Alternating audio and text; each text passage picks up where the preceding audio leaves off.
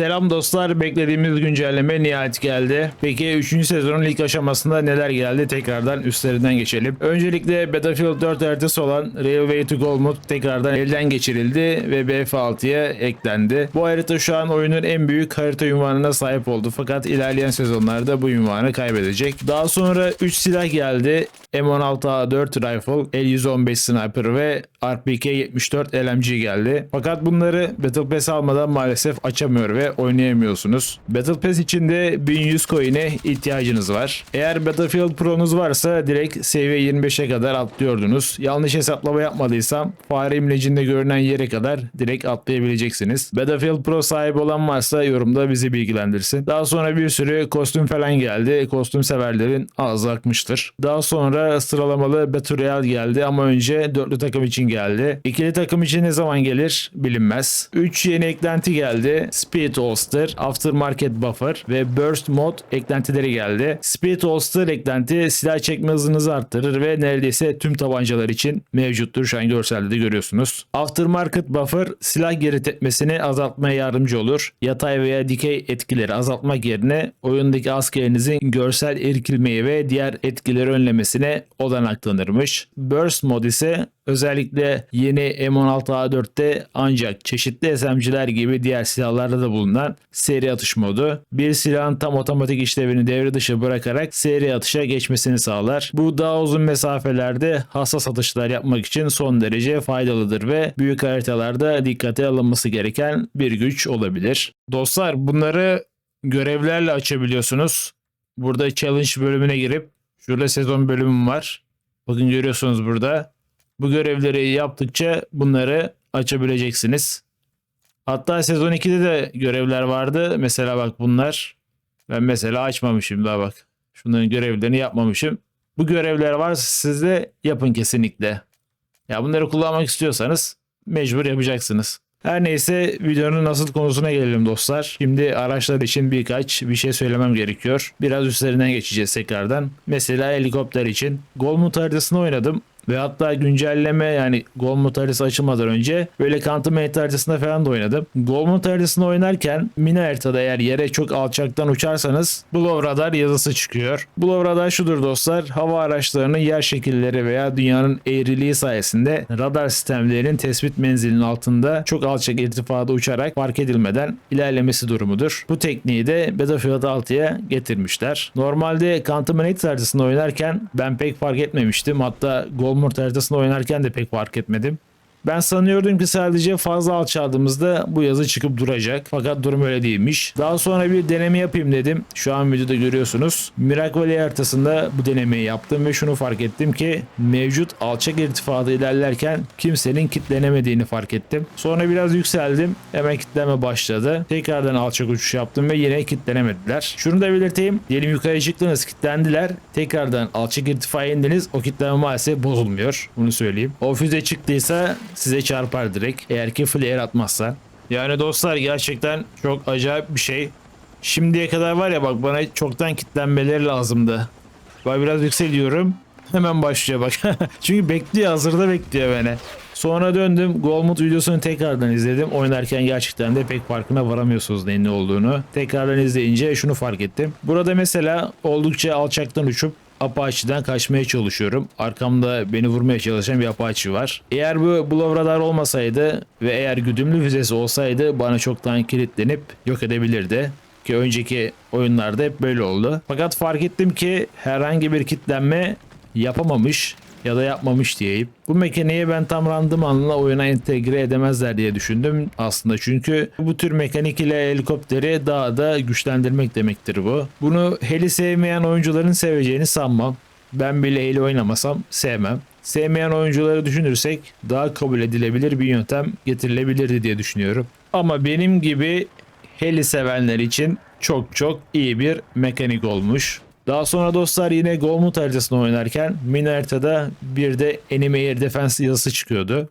Bunu belki şöyle açıklayabiliriz. Bu yazı aslında oyunda sana karşı aktif bir hava savunma tehdidi var anlamına geliyor demektir. Yani haritada bir uçaksa var, anti-air aracı ya da sana kilitlenmeye hazır bir sistem olduğunda oyun bunu mini haritada uyarı olarak gösteriyor. Oyun sana sadece yakınında hava tehdidi olduğunu bildirmeye çalışıyor. Mesela bir anti-air aracı sana yakınında seni tespit eden bir araç olduğunda bu uyarı sürekli aktif olarak kalabiliyor. Özellikle Little Bird gibi helikopterlerle sürekli bölge değiştirdiğimiz için bu tehdit alanlarına çok sık girip çıkıyoruz ve bu yüzden uyarıyı daha fazla göreceğiz dostlar. Yine Golmud'da oynarken şunu demiştim. Biri size kitlenin füzesini gönderdiğinde flare atıp kaçarım demeyin. Çünkü kilit sistemi iyileştirildi. Artık daha tutarlı ve okunaklı oldu. Zaten videoda flare attığım halde vurulduğum oldu. Daha önceden oyuncular şikayet ediyordu. Kilitlerini füzeye atıyorum ama heliye veya yer araçlarına çarpmıyor diye, boşa gidiyor diye. İşte bunun önüne geçebilmek için kilit sistemi iyileştirildi. Hadi tankçılar yine bir şekilde kaçar da heli ve uçak kullananlar için büyük sorun. Çünkü tek yem olasılığı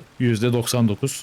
Son olarak da yine Golmud haritasında uçarken resimde de görüyorsunuz sarı bir işaret çıkıyor. Yeni eklenen Aircraft Threat Indicator sisteminin bir parçası bu dostlar. Yakınında sana tehdit olabilecek bir hava aracı var veya seni hedef alıyor demektir bu. Little Bird oynarken neden fazla gördüm sebebi şu: sürekli o veya ben hep radar ve görüş alanına girdiğimiz için oldu hep bu. Şimdi de piyade ve anti-air araçlarına gelen güncellemeye IFV yani zırhlı piyade aracı Bradley gibi ve mobil anti-air araçlarındaki Targeting Jammer sistemi. Targeting Jammer dediğimiz sistem bu araçların üzerine atılan Lakon yani güdümlü füze kilitlerini zorlaştıran bir nevi savunma mekanizması. Şu an resimde görüyorsunuz. Yeni güncelleme ile birlikte bu sistem artık biraz daha iyi hale getirildi. Öncelikle kilit direnci arttırıldı. %30'du %40'a çıkarıldı. Yani size füze kilidi atmak artık eskisine göre daha zor gibi anlasak da deneyince dostlar çok da zor olmadığını fark ettim. Yani bana çok rahat kilitlenebiliyorlardı. Bu arada bu ana muharebe tanklarında yok, bilginize.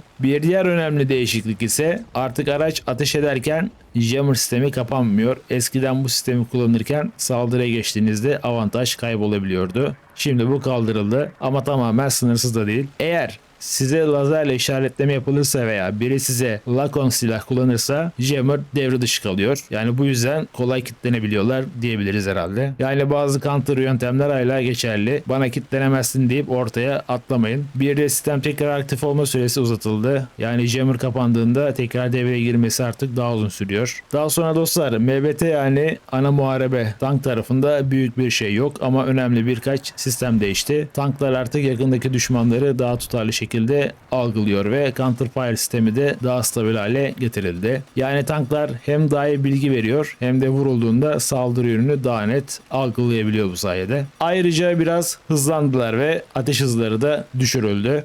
Bir de şu tanklar ölmüyor diyorsunuz. Şu an videoda izliyorsunuz dostlar. 3 rokete patladım. Tankı vurduğunuz yer önemli. Direkt önünden vurursan bir işe yaramaz. Bu normal bir şeydir. Bütün zırh ön taraftadır. Tankı yok etmek istiyorsanız yan taraftan, özellikle arka kısma yakın yerden vurursanız ve direkt tam arkadan vurursan tank diye bir şey kalmıyor. Yan taraftan %150, arka taraftan ise %200 hasar alıyorlar dostlar. Tanklar güçsüz olduğu için canı 1200 oldu dostlar. Eğer tanklar güçlü olmasaydı buna gerek kalmazdı. Dostlar topyekün savaş oyunu oynuyoruz. Sadece piyade odaklı bir oyun değil Battlefield oyunları. Tankta, uçakta, helikopterde çok etkili olmamak şartıyla oyunda olmak zorundalar. Sadece piyade odaklı olsaydı o zaman Battlefield oynamamızın ne anlamı kalırdı? Tamam, tankla heli ölmeyi ben de sevmem ama gerçek bu. Büyük haritaların amacı da bu zaten. Tek piyade tarafıyla değil, diğer taraflarıyla da oynamanı sağlamaktır. Açıkçası ben ne helikopterleri ne de tankları şu an çok güçlü bulmuyorum. Zaten küçük haritalarda da şu an tankların olma sebebi benim dediğimle aynı şey dostlar. Ama işte diğer önceki Battlefield'larda sadece piyade odaklı haritalar olduğu için insanlar da şimdi orada alıştı. Aynı özelliğin, aynı sistemin Battlefield 6'da da olmasını istiyorlar. Geliştiriciler burada herkese hitap etmeye çalışıyorlar ama işte öyle herkese her şeyi beğendiremezsiniz. Ben de mesela piyade oynarken piyade odaklı olmasını isterim. Yani tankın falan işin içine girmemesini isterim. Ama işte Battlefield öyle bir şey değil. Battlefield 2 mesela Karkant haritasında ya da diğer haritalarda sürekli bir tank, helikopter vardı. Yok değil de yani oynayanlar bilir benim gibi. Ama işte Battlefield oyunları ilerledikçe piyade odaklı haritalar da gelmeye başladı. Böyle olunca da orada işler biraz karışabiliyor. Yoksa büyük haritalarda piyade oynamayı ben de çok sevmem ta ezelden beri. Ya BF2'deki haritalar falan, ondan önceki BF'lerde bile haritalar acayip büyüktü. Piyade oynamak için zaten haritalarımız mevcut dostlar. Ama benim tek istediğim bunların biraz daha genişlemeleri. Çünkü çok ufak. Yani BF1'deki haritalardan bile çok ufak abi. O yüzden bunlar bir tık daha genişlese ve ayrıyetten bunlarda piyade tankı ya da KR'de yine ana muharebe tankı da var. Onlar da kaldırılsa çok güzel piyade 10 numara oynanış haritaları olabilir. Yani büyük haritada oynamak isteyenler büyük haritada oynar. Benim gibi küçük haritada piyade oynamak isteyen küçük haritada oynar. Tank ya da helikopter oynamak isteyen zaten yine gidecek. Büyük haritalarda oynayacak benim gibi. Şimdi dostlar, yani sözlerimle çelişiyor olabilirim belki. Ama ve lakin bizi bu duruma sokan geliştiriciler oldu. Yani BF4 desen metroya gelir oraya koyarsan adam da ister ki sürekli böyle haritalar olsun. Tank falan olmasın. Sen BF2'de yaptığını sürekli yapmaya devam etseydin kimse böyle bir şey istemezdi o zaman. Yanlışsam yanlış değil. Piyade tarafına gelirsek yüksek hasar veren silahlardaki geri tepme biraz arttırıldı.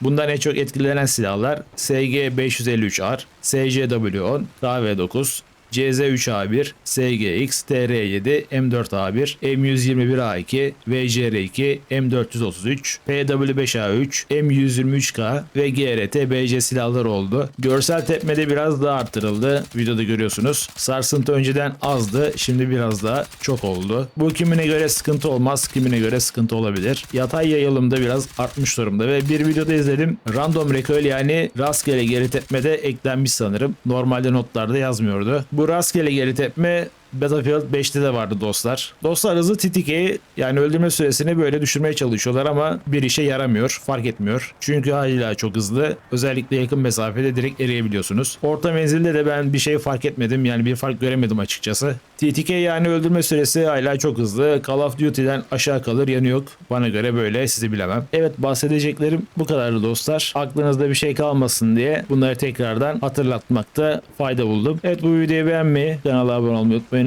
Bir sonraki videolarda görüşmek üzere. Kendinize iyi bakın.